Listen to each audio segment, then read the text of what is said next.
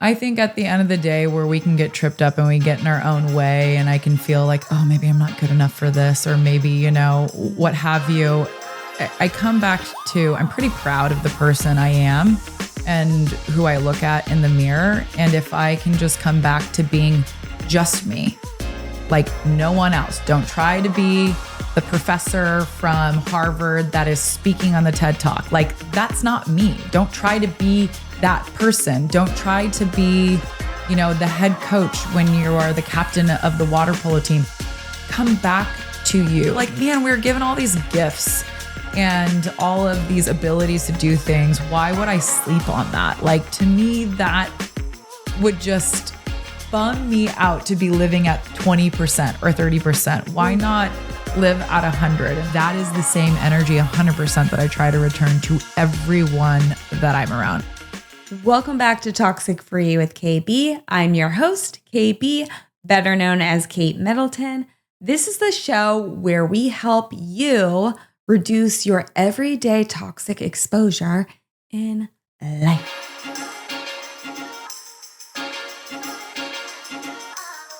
So our next guest for the show today, I'm so excited. You know why? Because I got to wear medals. Not any medals, guys. Olympic medals. Our next guest today, Cammy Craig. Cammy serves as an executive and performance coach at Mindful Warrior. Cammy specializes in training C-suite executives to excel in coordinating and disseminating information under intense pressure. Yeah, we could all use that. Her coaching expertise extends to helping leaders build confidence and masterful communication skills, especially in complex, ambiguous, and fast-paced environments. Cammy's exceptional achievements as a 13-year veteran of the United States Women's National Water Polo team, a 3-time Olympian, and a 2-time gold medalist, enrich her passionate work as a performance coach. Cammy's talents extend beyond coaching. A gifted public speaker, a leader, and Cammy has also delivered many talks to corporate leaders in universities and youth athletes across the nation. As a proud first-generation college graduate and the sole athlete in her family, Cammy's journey is an inspiring testament to her resilience and dedication.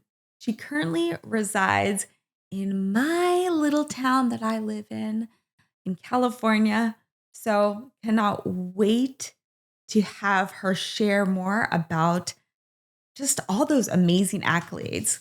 Guys, we really jump into how having a learning disability does not stop you from thriving and how to overcome negative thoughts about them if you have one. How to create a disciplined routine. We could all use that on a daily basis. And how to transition out of past roles and reinvent your story and come back to home yourself. Let's jump in. It seems like I'm so outgoing and so, engaging. People are like, oh my gosh, no, like you're such like a social butterfly. I'm like, no, I walk into my husband's office and I literally like start breaking out in a sweat. I'm like, oh my God, people are looking at me. And that's a whole nother discussion. So welcome to the show. I'm so excited to have you here. I've been, kind of waiting for this day since we met in the locker room. Yep. It's one of those funny conversations that we have. Like, when you see someone out on the street after you see them so much at the pool and you're like, it's nice to see you in clothes. Yeah, no, exactly. And not in a bathing suit with a cap on. I've had a lot of great connections and relationships built on a pool deck, in a pool, or in a locker room. So this is no surprise to me that we connected via the pool. and seeing you every morning. And so it is great to actually be dressed and be sitting here and to be sharing our stories. I'm excited. I know, right? We have our face done. Anyways, but I just fell in love. Like, we met and I was like, there's something about you that I want to get deeper beyond the surface level. And you were so just like a beautiful light that came in. And I was like, what is your story? There's something deep within you. And you're like, I do water polo and this and that. So I just want to like,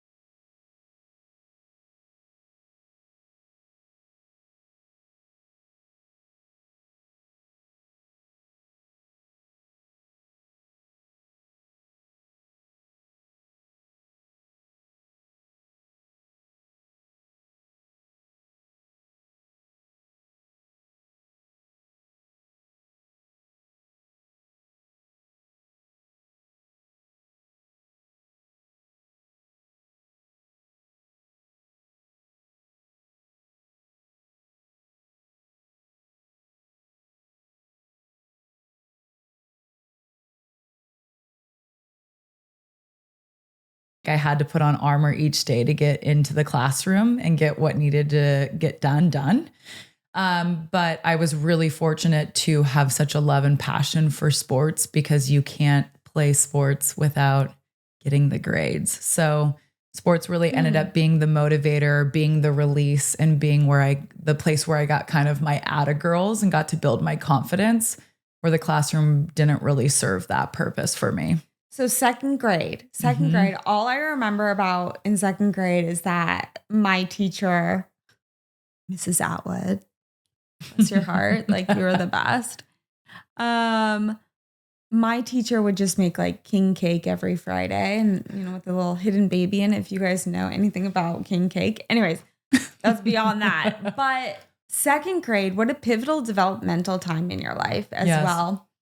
And I know you do have siblings, but when you're starting to advance, like even the brain chemistry of that and the association of kind of seeing yourself in the mirror as a young child and starting to maybe develop a mind, a body, and think like, okay, why can't I focus? Or you probably might not even think this, but kids on the playground even saying things to you, maybe teasing you like this and that. And something that when you bring in the topic of dyslexia, something that I think about as myself as a child, and then I have another follow-up to that, is that when I was younger, I just remember my brain would mix up numbers so easily. And when you think of dyslexia, or many people think of dyslexia, they think of just reading. But my dyslexia comes in number form and also certain pattern form, like agility purposes. Does that make sense? Yeah. So I just remember that from a young age, I got so scared counting money because I couldn't figure it out. I couldn't count back. My brain couldn't interpret that. Sure. And every time I shared my phone number, I would mix numbers up. Yep. That's why my phone number now has so many double digits in it. Not that I got it was planned. It was planned. Thank you, God. But those are some of those times, especially as a young child, like what type of words came to your head? Did you ever tell yourself, like, since we're on the topic of toxic free living, man, my brain is toxic or I am dumb. Yeah. I think, it's really, I'll start with saying when I initially was diagnosed with ADHD and dyslexia, they prescribed Adderall for me. And so my mom went and got the prescription and she felt it was really important that I didn't start taking this medication and then being sent off to school. For her, it was really important to be able to provide that medication and then be able to watch me and see how it affected me, impacted me positively, negatively, but what was the actual lived experience. So I believe the medication came during a school year. She said, we'll wait till summer and see kind of how this works out. Summer came around and she looked at me, looked at the bottle, opened it up and poured the whole thing down the sink. She decided right then that, we weren't going to go that route. Now medication. Well, wait, let me ask, can I interrupt? Yeah. Why did your mom being so in tune with that, what did she see in that medication and your kind of spirit? Like, what did she see happen during that time? Well, I never took it. It was the thought that she would be changing, suppressing, or altering that spirit that you spoke of. And, she shares like this thought of, I don't want to change you, but what we can do is adjust your schedule and kind of our living habits and practices to help support you with these learning differences. So medication went down the sink and never took it and started swimming every day, made sure I had outside time every day. And really, she was a really great advocate and proponent of me learning how to, time block and take breaks and have a clean space, around me so that I could do homework and really knowing what it was to go outside, come back in, go, change your position, have a glass of water, have a snack. And so I started learning all of these tools at a young age. And my mom was really good at helping me learn how to do that. Well, I, one more personal story here. My stepson is 11 right now, and he just started water polo. He loves it. It's probably the only sport that he's been in that he actually enjoys to be a part of.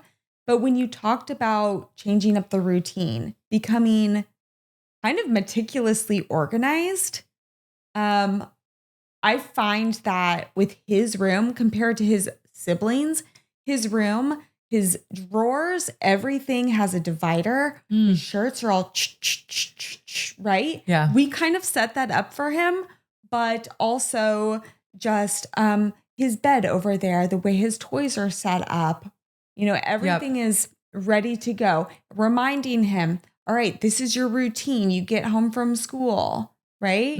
Yeah. And this is how it goes, right? This is the routine, how he goes. Homework first, playtime second, Yes. So that really resonates. Yeah, I find that helps him a lot. And when we go back to your childhood instance, did that just become a routine for you that you took on later in life? Yes. Or did you ever fight it? Like, did your brain ever fight it? No, I think that's it. The way that your stepson is operating right now was very much how I operated at that age and even younger. So I found, if it was hard to focus in my mind and body, and if, dyslexia had me feeling like out of order or having to return to things multiple times, having a clean space and having things organized around you and having things in systems or routines became really helpful because it was already challenging enough what was going on in my brain that I didn't need to have additional external challenges, And so where I could create flow and fluidity in my life, it allowed me to not have to take energy and time that was really being utilized to kind of manage my studying or, any type of brain power that I had to output. So you just said something so pivotal right there. And I want you to paint a picture for those that aren't even familiar with what dyslexia is. You said, what was going on in my brain? What was going on in your brain? Yeah. So, if you were to even just open up a book and start reading, for me at times, kind of the letters and lines off the page would lift. Ooh. So a lot of patterns like you said, like this rug has a pattern all over it. It can elevate for me sometimes. And so there's kind of a lift, and it's really easy for me to skip over lines. And then just the challenge of reading each individual word on top of that. And so, if you compare it to athletics, some people can run 50 yards, no problem. But for me, it would be like running 50 yards with a weight vest on, ankle weights on, wrist weights on. There's all this kind of extra resistance due to how dyslexia impacts the mind and eye to page. Reading was your main. Oh, yeah. But it impacted everything, I think anywhere where, I think reading and grammar and writing was the biggest challenge. And then, math, same thing. You start looking at a full page of numbers. I'm like, whoa. I look at spreadsheets. I'm like, this is a dyslexic person's nightmare, but okay, like take it one small bit at a time. And I think that's also another big thing that I applied to my life is just taking it one line, one word, one sentence at a time. And not to be overwhelmed by. Overwhelm is so real. Oh, yes. And what your brain was going through, I can only imagine. How was your self-talk? I mean, as a child, as a growing adult, like, why does it take me so long? My 11-year-old, he's like, I hate reading. He'll tell me 1,001 times, I hate reading. I'm like, let's practice. Yeah. But you can say, let's practice. But I mean, what was your love-hate relationship with that? And how do you combat the feelings of the perhaps shame or the inadequacy that's truly stemming from having to work harder with dyslexia? Yeah, that's a great question. I think as a child, younger child, it was really kind of survival mode. It felt a little bit like a battlefield in the way that you didn't want to be called on in the classroom. Oof. You just wanted to kind of disappear. Yeah. Unlike you, I'm an extrovert. And so I went to a lot of I went to a lot of like humor in the classroom or, connecting with people socially to kind of create allies or advocates, someone that I could lean on or chuckle to in the moment of embarrassment. Or people asking me to, what does that say? Or, can you grab this book from the shelf, and not being able to orient it due to my lack of ability to read at that time. I had to leave for my resource class, which is where you would get extra help. For it's resources, you get extra help. You have to leave, and it's always like a portable classroom in the back of the school. Yeah, it's like never anything like awesome. You're like, dang it, I have to go to resource, but and I had to leave at a certain time, so I'd have to get up in front of my class and leave. And that was so embarrassing. Yeah. And even when I was much younger, I couldn't read a hand clock. So I was sitting there kind of sweating, wondering like, oh, is it 12:45 now? Is it 12:45 now? And I'd get really creative in how I was going to ask different people and ask it in a way to where they weren't recognizing that I was struggling to actually read that clock. So you spent a lot of time wasting your energy and also just like your self-confidence, right? Yeah, a lot of time wasting energy figuring out how to avoid being put in certain situations, and then having a plan for when you are in the situation. How are you going to get out of it? How are you going to move through it?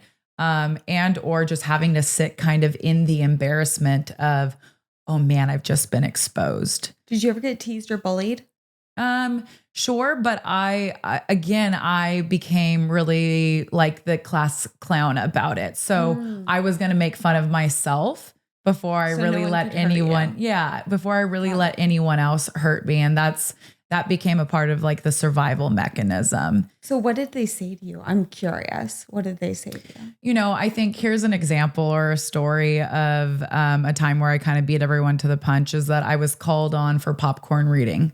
Oh, by the way, popcorn reading. You guys. Oh, I remember popcorn that. reading. Popcorn, I'm done. Yeah, exactly. Where popcorn reading is, for those who don't know, you're in the classroom and one person starts reading and then I would go, popcorn, Kate. So then you would pick up on the next. Yeah. Where are we in the paragraph? Totally. On the next line. So then I would just start like making stuff up and all the kids would start to giggle because it wasn't what was in the page. And, or I'd go up to be called to like go up onto the board and do, a math equation, have to answer it. And I would just like start drawing weird pictures, anything to distract from the fact that I didn't know. Right. So that is, and the kids just thought it was hilarious. I was like the troublemaker, and who wants to be focused doing work anyways, maybe a small few, but if I was going to bring this kind of fun and humor, no one was saying anything, or they would just, they would identify it and point it out. And that enough was, felt embarrassing. Felt embarrassing. Yeah. That's such a beautiful word. Yeah. But what did you truly feel inside? Yeah. At that moment. Yeah. It's total survival mode. I think it's panic. It's fight or flight. It's freezing in the moment. Usually it was fight or flight. It was like, I got to figure a way out of this as quickly as possible. But it's humiliating, and in an odd way, as I sit here and think about it, it like did not motivate me to be like, oh, I want to go home and become the best reader in the class, because I think what people don't realize is that it's like, there's truly a block there. No matter how hard I study, no matter how much I practice, there are truly things that are in place that are the disconnects, and you just start to kind of find your little tools and find your little ways. But, at the end of the day, like, I didn't have dyslexia. I have dyslexia, and I have found all these kind of small ways to allow it to work for me. And I became a wild advocate for myself. And that came more in like middle school, high school, and college. But when I was like, in the younger years of second, third, fourth, fifth, sixth, that was really hard to navigate and hard to experience. And then, I came to a place where I learned, what is it to advocate for yourself? What are your rights? You have an IEP in school, you get certain rights for that match up to the disability that you have through the testing that you do, but also testing. Yeah. Holy fuck. Yes. And I'm not even talking about the testing that's done in the classroom, like having a test. I'm talking about you have to get tested every 2 years for your learning disability and to get your rights. Right. Get your freaking rights when things are not even, they're not hard enough already. Yeah. So what testing is like, if you don't mind me sharing, because this is also was excruciating as a child. But, you go and you spend anywhere from like 3 to 5 days, and they're testing your range and your ability. And to do that, to find your limit, to find your range and your ability, what do you have to do in testing? You have to go to the point of failure, right? So you're already feeling like a failure every day in the classroom. So you get pulled back into another portable classroom in the back of this campus, and you're in there with, one other adult, and you're going through all of these different kind of exercises.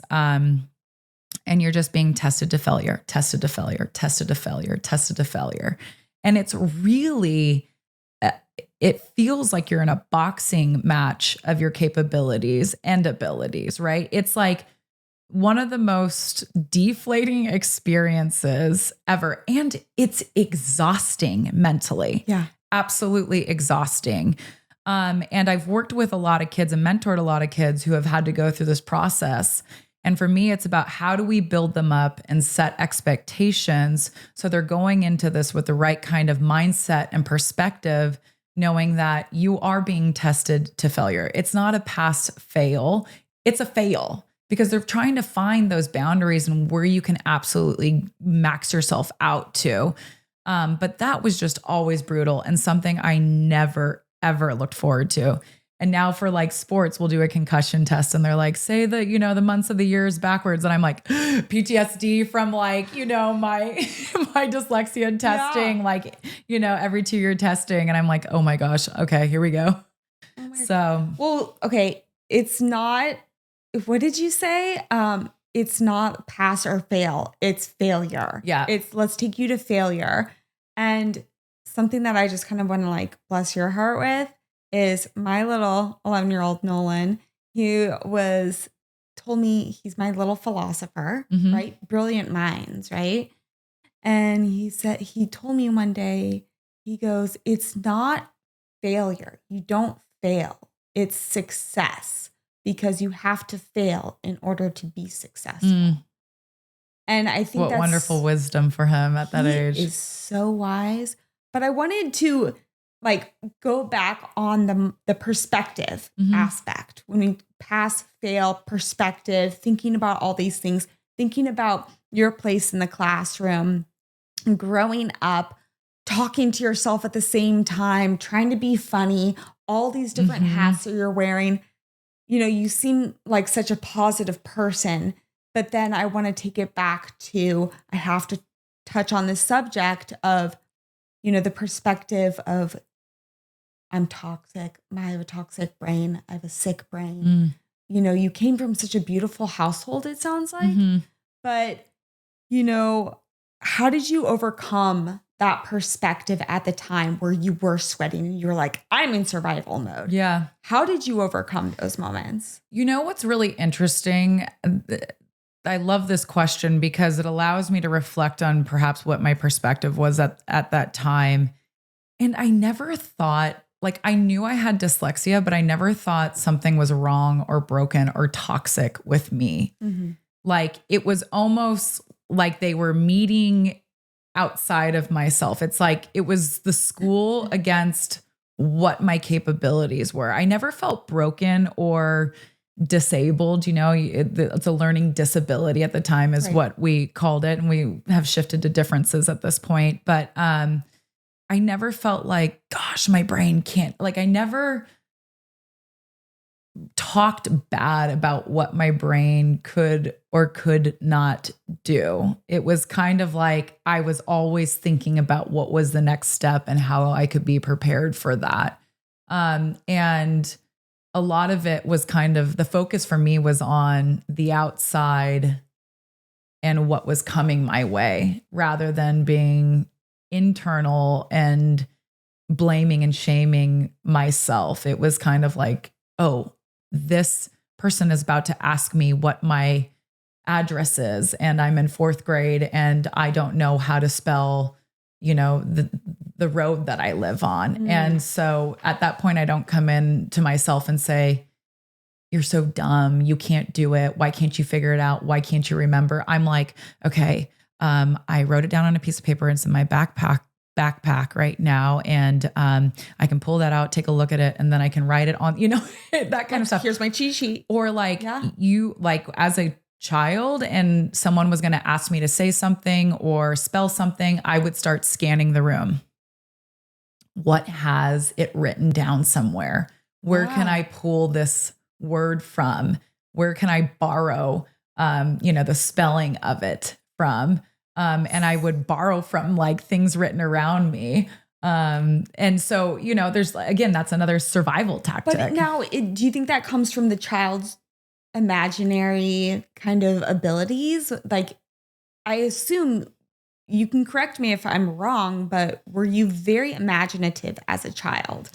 I honestly think I became like street smart, if that makes any kind of sense, but goes back to the survival. Yeah. And I think I was creative in really very realistic ways. I wasn't creative in, like, I don't know, perhaps I was, I spent a lot of time outside and building and playing and dreaming and, all of those things. Of course you have to be a vivid dreamer to be able to stand on top of a podium. You know what I mean? Yeah, we're going to get to that. Don't worry. Yeah. And I had a lot of joy in sports. And so, but yeah, I think I became really street smart, and I I had a way of reading people as well, that I noticed that I still do today is I can sense who is willing to help.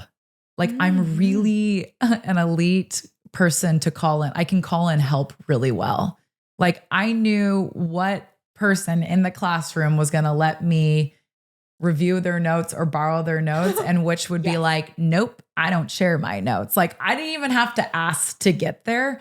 I was just very, very aware of who was going to be like, oh, Cammy, change this. And I'm like, okay, and who was going to help kind of push me along because I could run for so long that I'd hit a bump and then I would need someone to kind of push me over the bump to keep things moving. And it wasn't realistic to have a teacher stop by 15 times within, one assignment. And so I became really elite at like reading people, understanding who could provide help, who was willing to provide help, how to call in help. I became like a very elite advocate of sharing what are the things that I need to succeed, what are things that are going to disrupt my success, and to say, my rights are my rights. Even as a 10-year-old or an 11-year-old going up to an adult that didn't care if I had an IEP, in high school, I'd have teachers say, I had extra time on test and I got to take it in a different room to not have distractions. That was a part of my rights. I had a teacher every time I asked him to go take my test down to the resource room so that I could just go straight there and start the test. Nope. You have to come in the classroom. You'll have to get it from me at the desk. And then you'll have to walk out in front of all of your peers and leave. And all of them will ask, where are you going? Why does she get to leave? And so every time you got to explain, hi, I have dyslexia. I have rights because of my learning differences. I'm going to go take my test in a different room where I have extra time and my own space. At a certain point, I eventually did say this in front of my whole classroom. And because the teacher just kept challenging me on it. Bullying you. Yeah. And I think, it's really interesting because dyslexia is not a disability or difference that you can see on the outside. Exactly. It's a total internal battle and war. And here I was, the top athlete at school. I had a great group of friends. I could communicate. I could make people laugh. I could, do these types of things. But the playing field was not level for me in the classroom. And so I utilized those rights and I got a lot of pushback from teachers. I mean, peers are one thing. The teachers were a nightmare as well. I'm going to pause you right there. The dyslexia was one thing, but the internal battle, the war that was going on within you, that just kind of whatever fire that spurred up within you, right? And you were talking about the learning disability versus the word disability versus external versus internal, right? You see someone obviously with a cane and a limp and you're like, oh, they're disabled. You know, they get the handicap parking tag, right? But let's just take this to other instances out there, other people that are listening, watching, that are thinking, yeah, I have something too, right? My personal experience is that I have autoimmune, I have Raynaud's. On the outside, I'm like, yep. Life is great. Today I woke up with a smile. But then you really don't know that some days I have extreme flare-ups. I feel like an 80-year-old woman. My mind takes me down a spiral. My hands turn purple. They turn red. They swell up, right? I can't take off my dog's collar. I can't hold my dog's leash. Whatever it may be, the things spiral. You can't see these things from the outside, just like dyslexia. So if you're talking to someone about, the word disability or just in general, when we're talking about the relationship to the self, how do you give yourself back that power in moments of pure defeat? Yeah, I think for me, having an IEP and being coached by my parents and kind of my case manager at the school that kind of helped and worked as my advocate as well, was really important. And not to bend on that, not to be bullied, not even to be bullied by authority, which had the upper hand in power. And I think, and sticking to the plan, I had a plan that worked, and it was that I had to go down to this, resource room where it was a quiet room. And well, yes, but I mean, even past the school years, right? Yeah. Just in general, how do you, anything that might seem defeating to you? Yeah. Say you're speaking on behalf of everyone else, mindset, relationship to the self. How do you bring yourself back together? How do you set that restart button? I think at the end of the day, where we can get tripped up and we get in our own way, and I can feel like, oh, maybe I'm not good enough for this, or maybe, what have you. I come back to, I'm pretty proud of the person I am and who I look at in the mirror. And if I can just come back to being just me, like no one else, don't try to be the professor from Harvard that is speaking on the TED Talk. Like, that's not me. Don't try to be that person. Don't try to be, the head coach when you are the captain of the water polo team. Come back to you. Anytime I tried to be anything else but myself, when I abandoned myself, I always lost. If I could come home to me, I will always win, because I know this place so well. I know what my earned experience is. I know what my truths are. I know who I am. What's your truth? What's my truth? What's your truth? I mean, it's everything that I've earned in this lifetime. My truth is I know how to do hard things. My truth is I know how to ask for the things that I need. My truth is if you're not in alignment in morals and values and not a person of integrity, I probably don't want to be too close to you. Because I know my morals, I know my values, I know I'm a woman of integrity. And so if I can come back to that place that I know that landscape well and not try to be outside of that, I'm going to be okay. And more times than not, I'm going to be able to deliver something that's authentic and truthful, and grounded. Grounded. Yeah. You said it's so right. Going back to your truth, becoming grounded, getting back into that aura essence space that is, this is me. Yeah. This is me. And you created that. You were put into water polo. What age were you put into water polo? My mom took me to the pool to start swimming when I was 3 years old. And that's where I got all of the energy out. And I was then later introduced to water polo at 12 years old. So I had swam forever. That has always been the free therapy. It was basically my prescription, right? Was the replacement, was the Adderall or the Ritalin, and in place it was the swimming. So swimming's always been a safe place for me. I've competed at a high level for many years. And I have teammates that are like, I can't believe you still go to the pool every day, Cammy, you're nuts. I hate swimming. And I'm like, honestly, I love myself better when I've hit the pool and I have swam. Well, I mean, totally can directly relate to that. Yes. People are like, you're crazy. You wake up at this time, you jump in the cold water, your hair's a mess. I mean, my hairstylist told me yesterday my hair was green. Yes. I was like, what? Absolutely not. What are you talking about? But it goes back to the mental health aspect of Yes. that. Mental health aspect of, the parasympathetic nervous system, calming everything down. There's something so motherly about the relationship with ourselves and water and how it holds you and takes you back to that kind of womb essence. But the mental health aspect of being in the water, I think you can relate that you go underwater, can't hear a thing. Yep. Everything washes away. It's like being on drugs, but I don't do drugs, promise. But everything becomes calm, crystal clear. Your brain starts to do something miraculous where you can just be like, all right, not like everything's not floating around in there. Everything's the the lines are clearer. I can think of my lists. I can get better ideas. I don't know what that is, but it's magic. Well, that's who we need to invite on next year podcast is the person who understands the relationship between water and mental health and the human mind. But yeah, I absolutely agree. I mean, there's no better place to collect yourself in the midst of a major game and a major tournament with the stands filled with fans screaming than just taking a second or two underwater.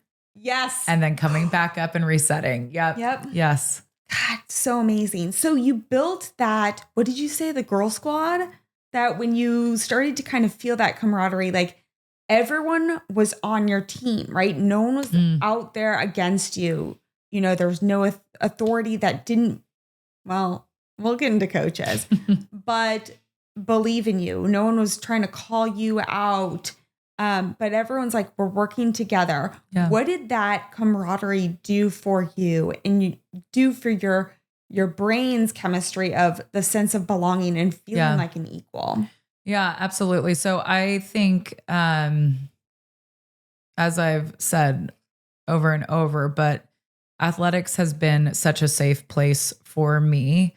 And when I think about, you know, my relationship with my teammates and my relationship with the sport, there was no difference than how I advocated for myself in the classroom. I advocated for myself within the team setting as well. And so my coaches knew what I needed to be successful. I need whiteboards. I need a beat to kind of be able to visually see things before we go back out. I need you to break down different drills and things like that. And so then I can go and make it happen.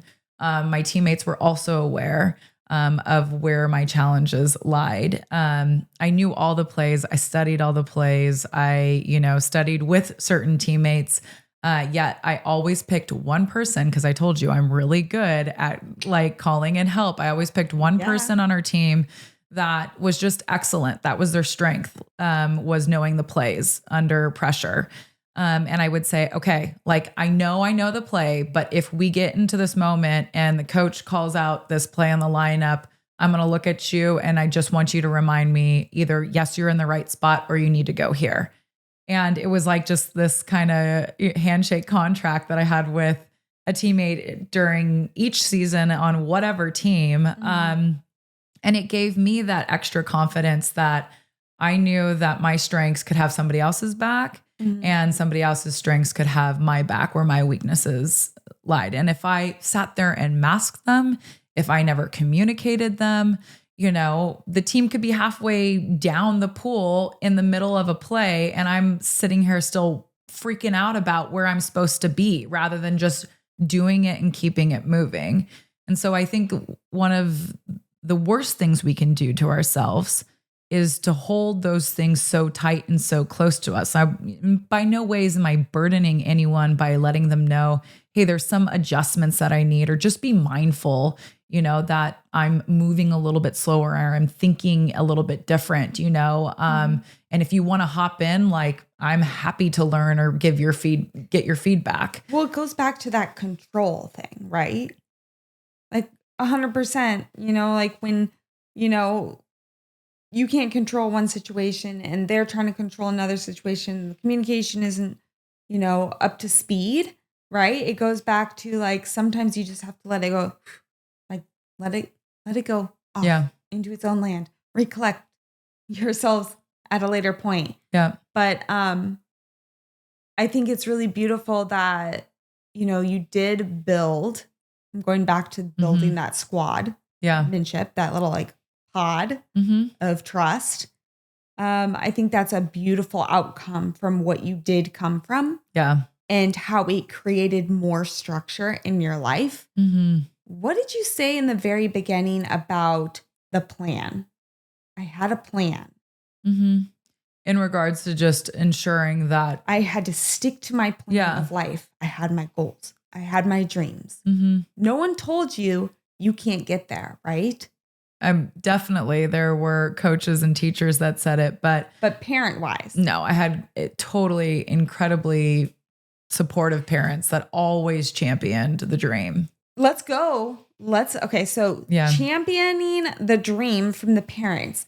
Awesome. Yes. Super rare.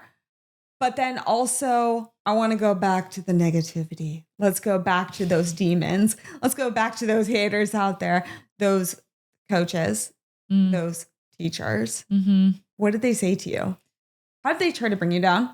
Yeah, some of it was placement. They wanted to put me in classes that were not college prep, so I couldn't go on to go to college. And so, my mom was like, no, she's going to be in all college prep classes so that she can continue to move on to college if she earns that ability to do so. We're not going to put her in lower level classes, assuming that's all she can do. We're going to put her in higher level classes. And if she can't manage that, then she can be put back. I think there was constant battles and war over my rights, using a calculator, getting extra time, going to a different classroom to take a test. Constant battles by grown adults who were supposed to be here championing students and leveling the playing field, but they could not see it as a level. Rather, they perhaps saw it as an advantage. I had a coach say, like, I was being recruited by Stanford. Cami could never go to Stanford. To your face? Yeah. And what did you say back? My mom was in the classroom at the time this coach said this, and my mom said, "Don't ever tell my child that." And this meeting's over, and we walked out. Oh, I know. I want to meet your mom. I know she's. My mom is a fierce advocate as well, and a teacher. So I think, there's definitely have been people who didn't believe in me. But what did the seed within you? The seed within you that's growing, that's evolving, that's shaping something brighter, bigger, more competitive. Were you like, I don't know this coach's name. Yeah. So-and-so. Were you like, fuck you? Like in your head, like, I can do whatever the fuck I want. Yeah. You watch me. At that point, did this give you the drive to like excel? Were you like, fire in the belly, let's go, game on. Yeah. No, I think spoiler, I'm going to go to the Olympics. Yeah, totally. I mean, I had a true love for the game of water polo. I had a true love for athletics in general, but I had a true love for the game of water polo. And it wasn't about all of the noise. Like, I got to go to the pool. My girlfriends were there. I got to get a little bit better each day at something. I got a ton of atta girls while I was there, a lot of positive feedback from coaches and teammates. And I was watching and feeling myself get better and better every time. And so of course I remember that comment. I still remember it. And, when I graduated from USC with a degree and went on to 3 Olympic Games, I remember that comment, And so for me, I'm really proud of what I did despite people who were in, again, positions of authority that didn't believe in me. But he wasn't my motivation. He wasn't. I love that you say that. I do love that you say that, but I do also love the other aspect that it did fuel you in a way. Yeah. My husband is dyslexic as well. And he, at a very young age, I will never forget this story. At a very young age, he had a teacher tell him, you're nobody, you're not going to be able to get anywhere, you're dumb, or whatever words that he specifically used. And this teacher specifically did triathlons on the weekend or something. And my husband, from a very young age, took on the sport of triathlons. And I just remember just saying I would fight and, I just wanted to win so bad. I would train so hard. I would do whatever I could. I would wake up in the middle of the night and go for miles and miles of running. And he saw that teacher at like a neighborhood race or whatever. Yeah. And he literally zoomed past him and he was like, see you later. Yeah. And he beat him. And he's just like, that was his thing. And later on, it excelled him into being a professional athlete and the craziest, races you could ever do. And I think that just pushed him even further Yeah. to becoming, in charge of his own business, not having gone to college. Mm-hmm. Like all of those things build up to where you get to, right? Yes. It fuels you. You have your own business now. But I kind of, yeah. So anyways, I'm going to jump back to another topic too, but I'll let you to reflect on that. Yeah, I think, I also think there's probably a part of us that feels like we have to prove ourselves. There might be a bit of that in the high performance side of us and that drive within us, and I say us, I'm including your husband in that story you just shared. I'll include myself in this. Right. It's just that desire to be like, I'm going to continue to show up and show that I can, and I will, again, I don't think back at that teacher or teachers or coaches that kind of poo-pooed on me. And I don't think like, I don't go to bed thinking about their faces being like, oh, I'm going to prove to you, like I actually, there's a lot more energizing things and a lot more joy. Like joy is what motivates me, not anger. And I have teammates that love to get, headphones on and get angry and they're like firing up to like go do their thing. But like, I'm not driven by anger. That's like the quickest way to just flatten me. And distract me and take me out of my body. Like I am driven by joy, excitement, intensity, peak experiences, like that fires me up. And so, again, there was like a back kind of filing cabinet those went to. And when I eventually arrived to some successes, it felt like, dude, are you serious? You doubted it? Like, come on.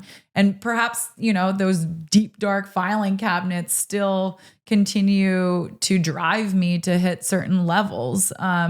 But also there's an excitement within myself to see what I can do. It's not even about them, but I think there's some residuals consciously or subconsciously that perhaps continues to drive me to want to prove my ability when I was so doubted at a young age and told I was not capable.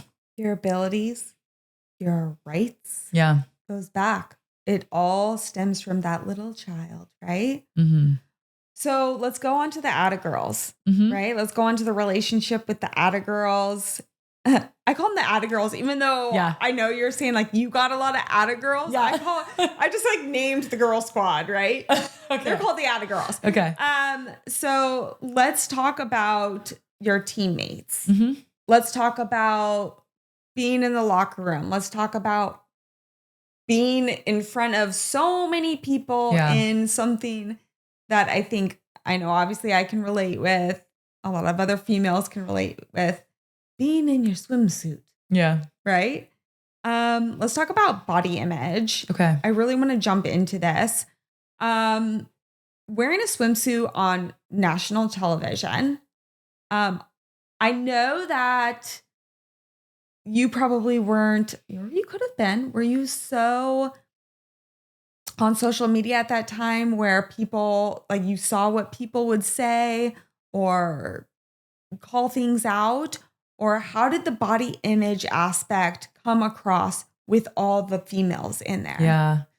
I am grateful to talk about this subject, and I'm grateful for my experience around body image and my awareness of my body at a young age. I grew up in a family where I have a dad who's 6'2", a brother who's 6'4", another brother who's 6'1", and I myself am 5'11". My mom is 5'4".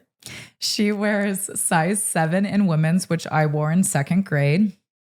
My body looks nothing like my mom. I look exactly like my dad, and my brothers have similar builds. For whatever reason, like my family got it right in the love and the support in the body department because my brothers never made fun of me. They never shamed me. I would borrow their clothes all the time and their shoes all the time. They didn't care. My mom constantly was on repeat with Big is Beautiful.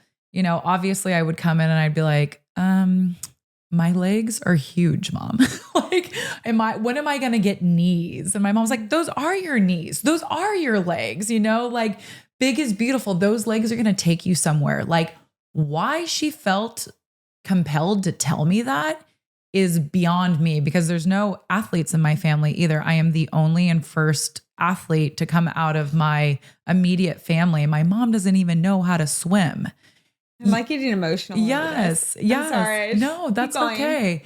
And so they just constantly allowed, us to just exist in our bodies. And I did so much playing outside, and, we'd have a pond on our property when it rained, and I'd be out in a bathing suit. We'd be like 4, 5, 6 years old, out in a bathing suit, like paddling a surfboard around, like putting mud on our, like we were like such those rogue, like wild country kids. Right. But I was constantly in a bathing suit. My brother would always laugh and say, he'd bring over friends. I'd be like, oh, that's my little sister. She's in a bathing suit. It's like, just kind of how it is. I have always found an immense amount of comfort in a bathing suit. From the time I got my first bathing suit till today, I probably could have done this interview in a bathing suit and would have been comfortable. I probably would have wanted my angles to be right, but I would have been comfortable.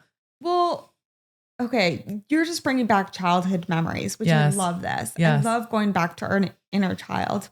But you're saying like, when will my knees form? Yeah. I remember. Like, these are my knees. These are my knees. I love them. Kneecaps. At least you have kneecaps. I don't. You're alive. Yeah. But I remember as a child, so my two older sisters, I grew up with all females. Mm-hmm. My two older sisters were 40-hour-a-week competitive gymnasts. Wow. Literally did Yes. not form breasts until they probably quit the sport, graduated high school. Yep. They had 24 packs on their stomach. Yep. I don't even know where those muscles came from. And they're like, I have got to show you pictures. Yes. And then here's me, soccer player, tennis, swimmer, just like little cute pudgy Katie. Mm. And I just remember I had those thoughts as a young child being like, why don't I look like them? Mm. I hate my inner thighs so much as a child, like as a young Yes. child being like, why do my thighs rub together? And that brings almost tears into my eyes. Cause Mhm. like, Cammy, if you saw yourself as a young child right there, would you say, Cammy, when are your knees going to form? No, I'd be When like, you're a badass. Yeah, when I look at myself and be like, why are your thighs rubbing together? Yeah. But it goes back to, I think, males, females, whomever you label yourself as, going back to that perfect body. Mm-hmm. Perfect body. I know everyone deals with body image issues every single day, right? One day someone could be up, one day someone could be down, but that definition of the perfect body and going back to the relationship to the self, Mm-hmm. right? You had a great advocate for you, but at the end of the day, as a female speaking, what did you tell yourself to kind of bring you back in and saying the line that you said so beautifully, this is me. Yeah. And I had such purpose for my body. I think athletics really was a blessing. I think that can go in other ways for other athletes. But I always loved that I was big and strong and powerful. Like it was such a gift to every team I got to be on. And it was such a gift to the opportunities that kept arising for me. But yeah, this total like kind of this ability to be comfortable in your body and existing with like giant brothers and giant, you know what I mean? Like we're just big people. We took up space, but, yeah, I think coming back to just, this is it. And it's a part of my personality. It's like my whole body is such a blessing. It's such a gift. Such a beautiful tool to Yes. like where you've grown into. Yes. Yeah. But no, I think it always had great purpose. I think it was interesting in retirement, feeling like I was fully responsible for my body at that point. That was an interesting shift for me because I'd always had strength and conditioning trainers and coaches that were, planning the workouts and telling me what to do with my body. And all of a sudden I was like, oh, nobody's telling me what to do with my body anymore. Oh. Like now it's my responsibility. So you had to create your recovery, your self-care I had to figure out what was movement for me after training 6.5 hours a day, 6 days a week. Movement, nourishment, self-care. I want to go into the self-care. You were told so long, Cammy, perform. Yeah. Excel. Do better. Be better. This is your routine. Yeah. And then you're like, okay, recover, Cammy, recover. But now you're at the point where you're like, I was always told to perform. I was always told to excel. How do I take time for myself? Yeah. What do you do for self-care? What does self-care look like for you anyways? Right now? Yeah. Just in general. Or at the moments when you're so much of a peak performer. I think while I was training and in the midst of my national team career, self-care was really preparation. So again, making sure that you are running a home and an environment that is in order so that there's always good food in the fridge. There's always clean towels and clean sheets so that you can feel comfortable and, settled. For me, a clean space is a settled space, a place where I can truly relax. So preparation, running a home that's in order so that it's not taking energy from you, but it's rather energizing you and can put you at peace. Oh, yes. Food's never been like, I know how to eat well. I've never counted calories. I've never, I've been aware of like, what is a range of protein I need? What is a range of, vegetables, fruits, grains, carbs, all that stuff, but never have gotten down to nitty gritty detail. I feel very intuitive with, wow, I felt really crappy after eating that sandwich and trying to swim for 3 hours. Like, next time I'm not going to eat a sandwich with pesto before practice, like what is too heavy? What is too light? Where do you feel depleted? What do you need more of? What do you need less of? Have always been intuitive in that way. And even outside of my intense training, still feel that way with eating. Like, oh man, I feel like I need protein. I feel like I need a lot of protein right now, or I just need a lot of leafy greens. Like I can feel like intuitively what my body is asking for. Well, I think that's very smart for a lot of people to hear, intuitively listening to yourself. We live in such a world where people, I do this all the time. People are like, oh my God, so-and-so's doing that or doing that. Right. Maybe I should try that. It comes with, the whole topic of what's trendy, what's working for them. But then it's like, whoa, step back. And do you even know your body at the end of the day? Yeah. Are you listening to your body? What do you need at what time of the day or what time of the month for a female? That's totally true. Yes. So home, eating, and then recovery. So, acupuncture, massage, chiropractor, ice baths, heat before, all of those things that really to me was part of self-care, but fell under the title of being an athlete. That's a part of preparing yourself as an athlete. Now it feels like self-care because it's not like readily available. Yeah. Required or readily available. And then who are you spending your time with? What are the thoughts you're allowing yourself to think? What are the, like shows that you're watching, Yeah. So something's coming up for you here. We have to pause and then I'm going to let you continue, but who are you spending your time with? Yeah. Toxic relationships. Are they serving me or are they hindering you? What did you find about that little topic right there? Yeah, I think, again, when I'm looking at this in the most intense time of my training, in the midst of my career at the national team, circle was small. And, a lot of times that process weeded people out automatically because you're not available. So people either are willing to cheer for you on the sideline and be patient till you have a life again, or they're not. And then, a lot of it, I spent a lot of time with family and teammates, and your teammates really become your family in a lot of different ways. But, and the teammates that are in line with you, you're not going to be in alignment with every teammate. You're not going to love every teammate. You're not going to get along with every teammate. But as long as you can cultivate trust and enough respect, you can go kick butt. Like maybe I won't ever hang out with you ever outside of practice, but if we can cultivate enough trust and respect, then we can move mountains together. And there's a joy in that. How did you take that? I mean, you're talking on a teammate level, but how did you take that, the topic of toxic relationships into the life that you're living right now? You're 36 years old. How do you view other people or people that come into your life and strategically spend your time wisely with those people? I have become very protective over my time and very thoughtful about how I want to utilize and use my time.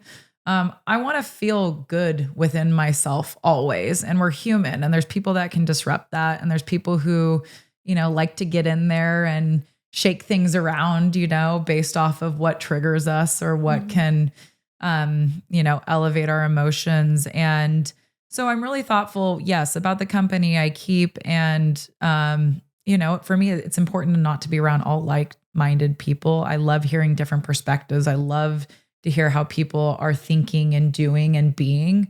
I've got a lot of space to hear it. It doesn't mean I have to apply it to my own life. But I think the biggest thing, especially as a kind of go-getter and this desire to constantly be the best that I can be. Like, what a waste if you're not operating like in your full capacity, Right. Like I would feel like, man, we're given all these gifts and all of these abilities to do things. Why would I sleep on that? Like, to me, that would just bum me out to be living at 20% or 30%. Why not live at 100? And so I want people around me who want to see me at 100. I want people around me who can celebrate successes or champion successes. And if you can't champion it, celebrate. If you can't celebrate it, champion it. And if you can't do either, then you don't want to see me reaching a higher level. Something's coming up for you. And if I have you around, I'll never reach a higher level because you don't want me there. You're not putting that energy around me, and that is the same energy 100% that I try to return to everyone that I'm around. I'm like, you got greatness, you got gifts. Are you tackling it? How do you want to get after it? How can I love you? How can I support you? I believe in you, even on your hardest day. Like, dang, we're just getting better today, Well, the energy that you can cultivate from another person is so vital. Yes. Right? Someone can bring you up, someone can bring you down. Immediately, I want none of that. Right? That's about you back into, being that athlete. Right? Like, are you my teammate or are you not? Are you trying to support me? Are we teaming up here? We live in that world now where people are, I said it on another show, like, someone maybe in your same field is doing something great and getting all the sponsors or this and that. We just had that great conversation. And you're like, well, how did you do that? And there's genuine curiosity. And they're probably thinking, no, why do I want them to excel beyond me or to get to this level? But in all reality, hello, there's space for all of us in this world, and we should be helping one another. Yes. So the relationships are totally key. Yes. Totally key in life. And you're speaking a little bit about generosity of spirit. Like, why, if I went somewhere a little bit further or a place where no one has gone before, why wouldn't I want to toss it back and bring up the next wave of people? Why would I not want people to have easier access to the things that I really had to hard kind of navigate and go through? Why wouldn't I want to make it easier on the next generation? Why wouldn't I want someone to push me and be better than me? Why wouldn't I want to share the gifts that I received? Like, to me, generosity of spirit is also another big thing that, like, we don't have to hold things too tightly. And if someone else is on popping off right now, great, pop off, like, go get it, and then return to yourself. I'm not trying to be, that person I'm idolizing. I'm trying to find it in the way that I know is true to myself. Right. And there's certain things certain ingredients that,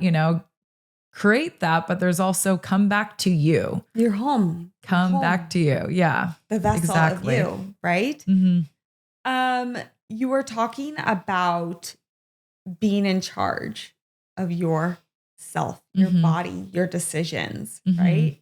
After transitioning out of athletics, or being a hardcore professional, going to the Olympics, having someone tell you exactly what to do.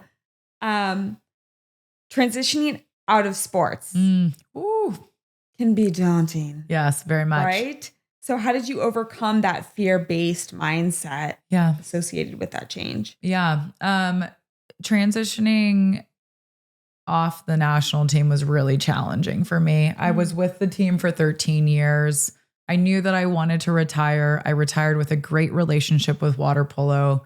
I had a ton of respect and love for my coach. I had a ton of respect and love for the athletes that I had gone through multiple quads with.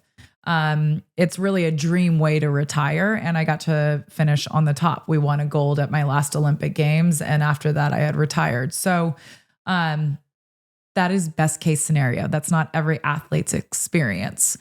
And I still had a hard time. I say all of that just because I still had a hard time. Yeah. With that being like the whole world's eyes on you and you're like building up to this like peak point, which is the Olympic Games. And then you come back and it's just like, hello, is anybody here? It's like, it just becomes, it's just you in your living space. And you're like, I guess we're back to just regular old life and there's no next practice to go to. So it became really actually quite overwhelming to me. I had a lot of free time that I didn't know what to do with. I had to figure out, what does employment look like? And that was just like, how am I going to make money was the first kind of place to start. And, I had some things that were in place. They didn't turn out to be exactly what I thought they were. And so I pivoted. And which you do, which I didn't realize was normal because I had been doing the same thing for 29 years. And I'm like, I committed to this. Now I've got to stick with it forever. Like I was such an all in mindset, especially as an athlete. Right. So I think, it was overwhelming on many levels. I ended up ending a relationship after 10 years. So my dog and my boyfriend moved out. I had to figure out what my work was going to be. I didn't want to not be busy. So I was just booking my social calendar to the max because I didn't want downtime. You didn't want to hear the silence. Totally. Crickets. So were you reinventing yourself at that time or were you running away from reinvention? No. Like just not even, I was just burning the candle on all ends. And if there wasn't an end, I was burning it straight on the body of the candle. I was like, let's just do as much as we can and stay in this intensity. And eventually it came to a breaking point where, I was really thrashing and those closest to me, I was kind of throwing it on them to help me get out of that feeling. And I recognized like, no matter how much I thrashed, like my family can't get me out of this or get me through it.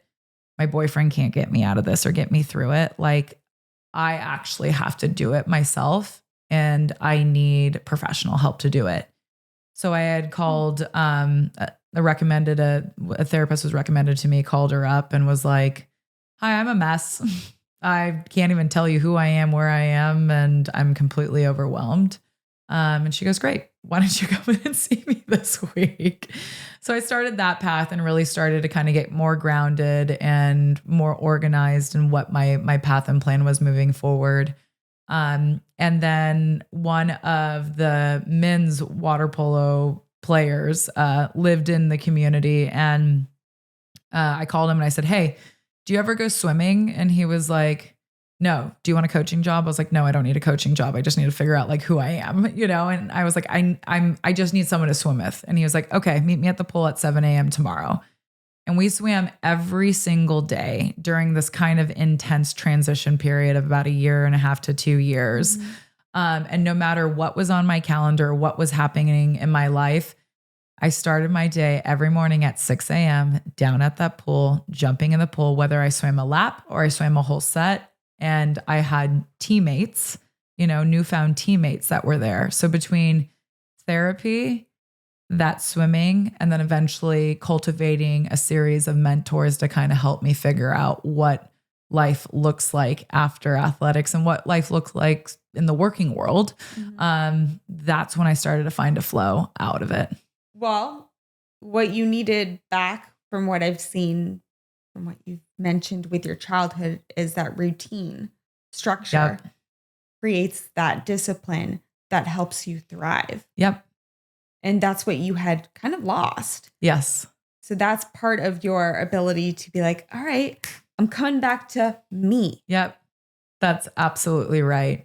And that's something that, I live by now, and I can feel when I'm out of structure and when I'm out of routine, and I always feel a little like, ooh, like I feel like a bag floating in the air a little bit. And so, what is it do I need to revisit? Is it going back to the calendar? Is it going back to my space? Is it going back to just setting myself up for success? And, it's helpful, but also creating space for spontaneity and creating space for just plopping and resting and having no plans.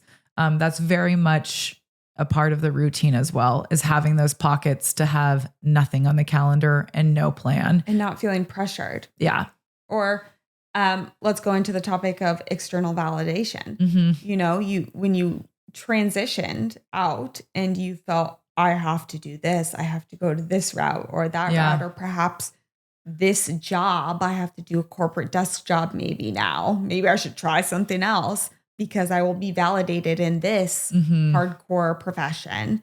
And going back to, wait a second, what am I truly worthy of?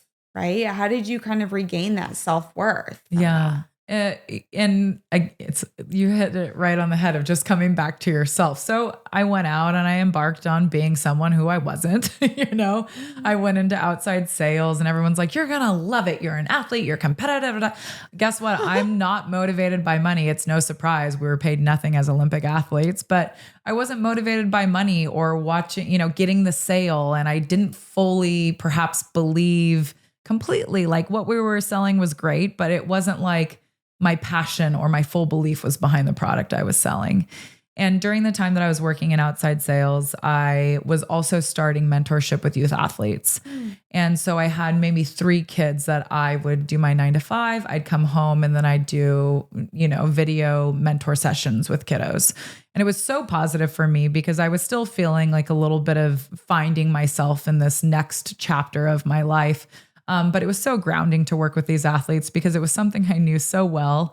And it was something that allowed me to really utilize the experience that I had gained from the field I just came from, which was elite athletics.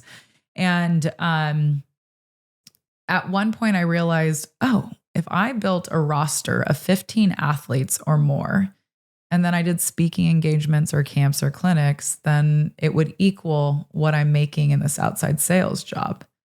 In 2 weeks, I had a roster of 15 athletes, and I only continued to build that and had a full kind of client base and did mental skill set coaching with youth athletes over 15 different disciplines. And so that to me was coming back to, what was I really good at? I was like a professional teammate. I was an excellent teammate. I knew how to, build systems, build routines, set goals, create best practices, habits, advocate for yourself, communicate with teammates. I knew how to do all of those things. Then eventually moved into the corporate space following that, and now get to do that for companies. Oh my God. But you just needed to go back to that. What is me? The gift I have.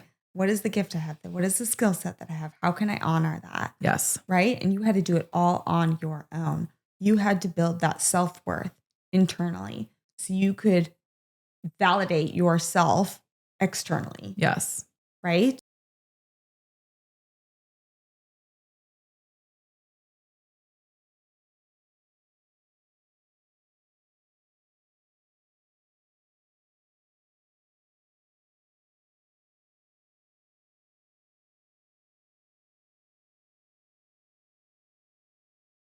To help others overcome perhaps those toxic thoughts that got in your way. Yeah.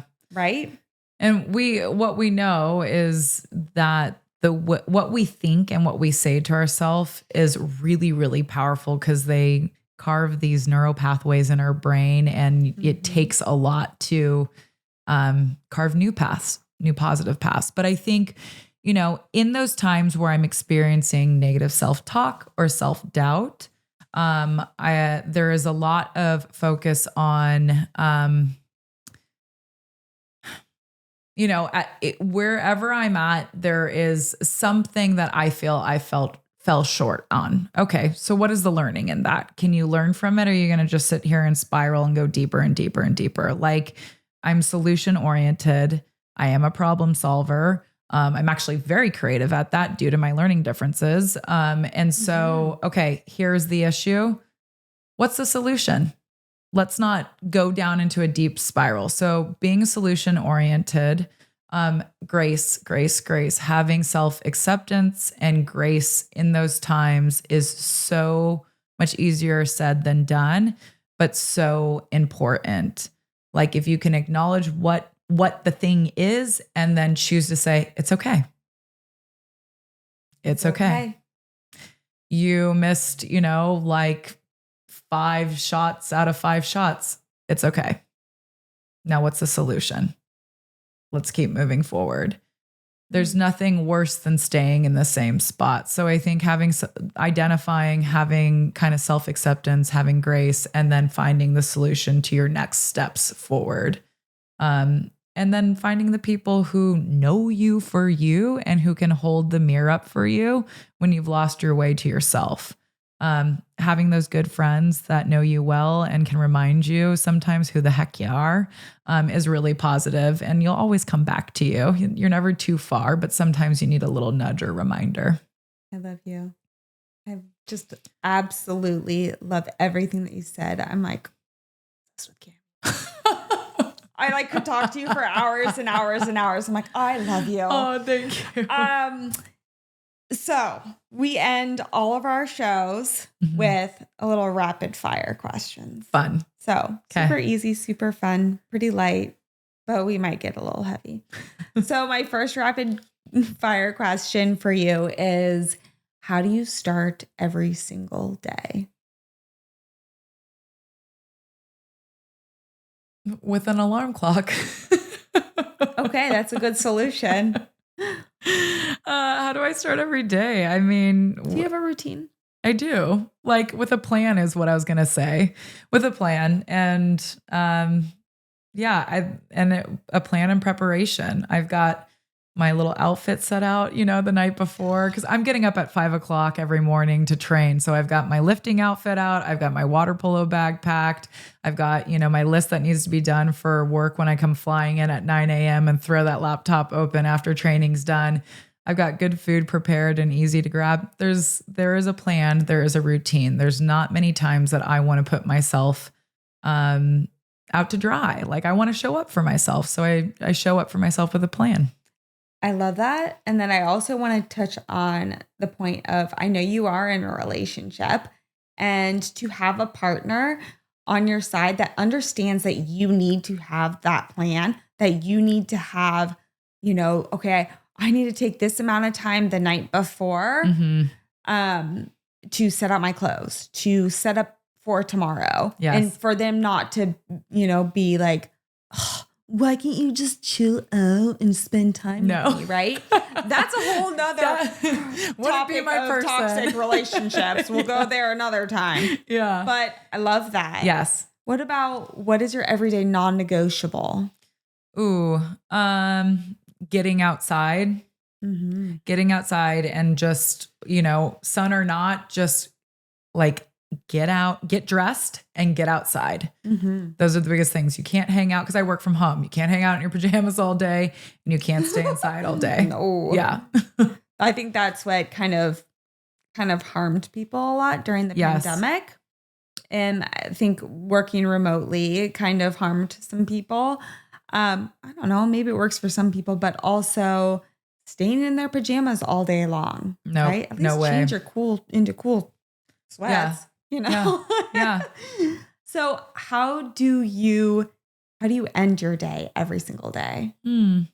Usually in some sort of, how do I end my day? I mean, obviously I've got like a whole like go to bed routine, you know. Ooh, please share. I mean, it's nothing. It's what I would say the normal person is, you know. I always shower every night before I go to bed, you know, put on your moisturizers because chlorine is harsh on the skin. Is it? But yeah, brush the teeth, make sure all kind of the small checklist is done so you have success for the morning. And yeah, that's it. But I think typically I end my day by touching base with someone I love, whether it's family, my partner, or, you know, friends. I tend to, whether it's a text message or a quick FaceTime but it's like I get to come out of work and I get to like touch base with someone that's just silly fun or just love or someone that I have a good relationship with. I would say that for the most part, I like to come out of like the isolation of work and be like, where are my people at? What's up? You know, that's the extrovert me. Yeah. I want to break free. Yeah. You know that song?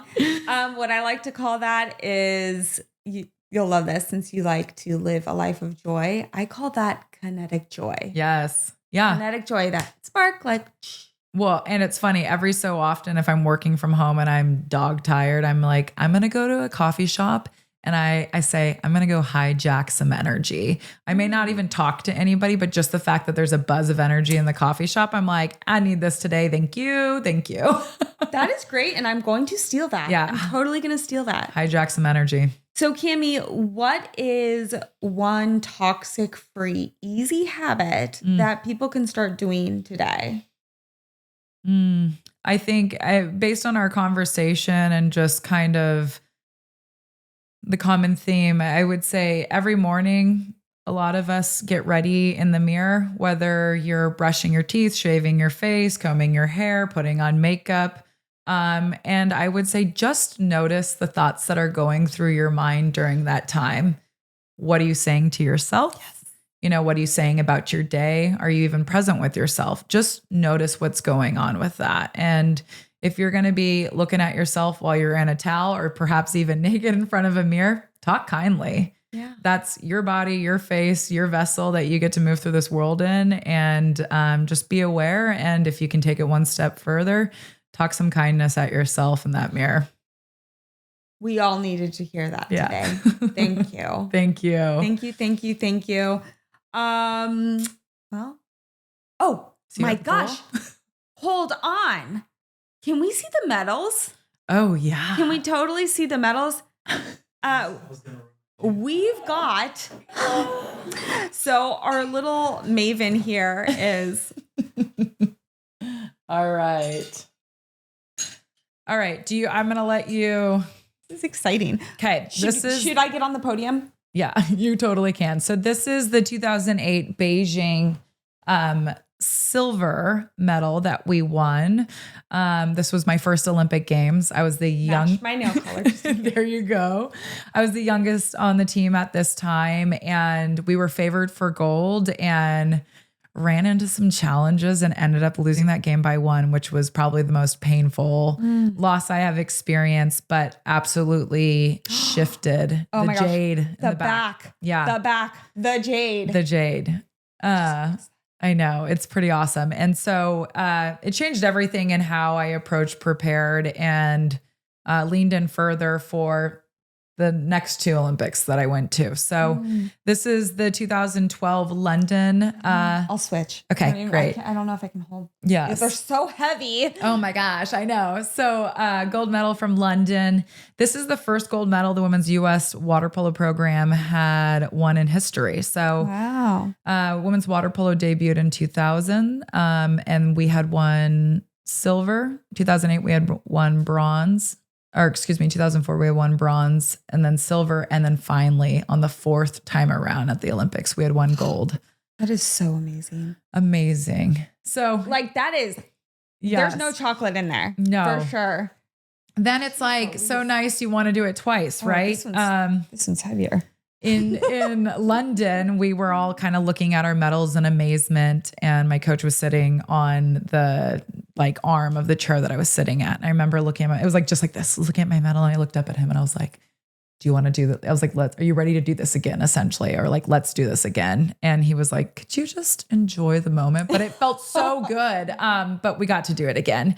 And so I was veteran on the team in that year with a younger squad, and we were incredibly athletic and talented, and we just crushed. We crushed. If you look back at our scores for the Rio Olympics, God, this is so stunning. we did good. So thanks for letting me share. It's always fun to share. You can wear them if you would like. Oh my God. Put them all on. Feel the weight. I would be honored. They're going to cling a little, which is why they're a little beat up. 2 golds and a silver. This is the best day ever. It's 12, Thanks, Cammy. 12 years of a lot of water polo. I'll see you later. I'm going to go get a coffee. You look legit. Really? Yeah. This is great. I wonder what people would say to me if I walked on the street. I love it. Thank you so much. Thank you so much. Did you see me in those medals? I mean, she actually said that I could take them with me and just like walk around town for the day and just see if like, you know, people were like throwing flowers at me. No, she didn't. I gave them back, I promise, but they look good, right? So that was a really amazing talk. I'm so thrilled that Cammy was here. But next, let's jump into hot habits, folks. My hot habit for today is taking 3 breaths before meals. You're like, what? Yeah. It was so funny because my husband and I were actually sitting down to dinner one night and I said, stop, wait, hold on, stop before you eat. Huh. He loves when I do that, by the way, especially if he's really hungry. And I was like, just close your eyes, like holding up my bowl of whatever I made and just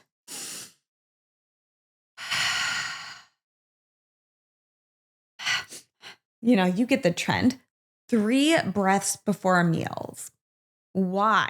Why do I do that? First of all, I run very high energy, as you may or may not be able to tell, and it just gives me a beat to kind of bring me back into that parasympathetic nervous state so I can be calm and so my body can truly rest and digest. The other fun scientific benefit to taking those 3 breaths before meals is that you're actually smelling your food, right? When you smell the food that you're about to ingest, it kind of, this is really great. It starts the salivatory glands and they kind of gets the juices flowing, right? So I like to say it's kind of like foreplay for your dinner time. So that is exactly what I do. Another fun fact about that is amongst lowering cortisol, it may help reduce inflammation. So taking you back into that rest and digestive state so your body can do what it needs to do. So that's my hot habit for today. And then let's flow into trendy trends. Okay, something that's been coming up so much in my life, I feel like it's just being thrown at me, is red light therapy. Raise your hand if you've tried it out there. But red light therapy, I've tried it in senses like saunas, infrared saunas. I've tried it after facials, acupuncture facials. They'll put this red light therapy mask over me. The full body ones, I've gone inside of those, like this little tube thing. I don't know what they're called. I've stood between 2 like platforms, right? You've seen those advertised. But honestly, I'm not sure if I look or if I feel any different. So maybe I need to try them more than one time. But red light therapy, if you don't know anything about it, it's actually a therapeutic technique that uses low level wavelengths of red light. Okay. It's called phototherapy. The benefits that researchers have found out are that it basically treats skin issues. So stretch marks, wrinkles, psoriasis, scars, acne, just to name a few. And it is said to help reduce inflammation, which I know I could use more of. Also, repairing the muscle tissues. Your girl works out. I work out a lot and I like to work out. And baby, you better believe that I am so sore sometimes. Okay. So repairing muscle tissues, I'd be totally game on board with that. The best takeaway I think I could get from that benefit is that it promotes healthy aging and by restoring the mitochondria. Okay. I'm not going to get all scientific on you right now, but the mitochondria helps with cell reproduction. So if you want healthy aging, you might want to try red light therapy. The one thing that I want to kind of throw at you is there are some risks, right? Because I don't personally believe that there is enough research out there. I don't believe that there are enough clinical trials out there. They have certainly so many years of input and data, but I think there needs to be more research. The global trend for red light therapy, it's so staggering when it comes to the market of just revenue that's coming in even from 2018. It had, I think, $0.99 billion worth, and it's grown probably $100 million since then. So there is a growth potential. So I want you to be very cautious that you're not just accepting any red light therapy out there, that you know your body very well and you know if it's helping you or if it's hindering you. So I want to read some studies from the National Institute of Health. In 2018, it was mentioned that red light therapy may help reduce pain. Great, on board with that, totally in on it, okay? But then in 2019, the National Institute of Health said that red light therapy may increase cancer cell aggression and tumor reoccurrences. So I'm not really on board with that. So when in doubt, folks, I'm not a doctor. I just play the part of one. Ask your personal doctor first. All right, guys, thank you so much. I'm so grateful for you always supporting me and tuning in. And remember, you're doing your best, and your best is great.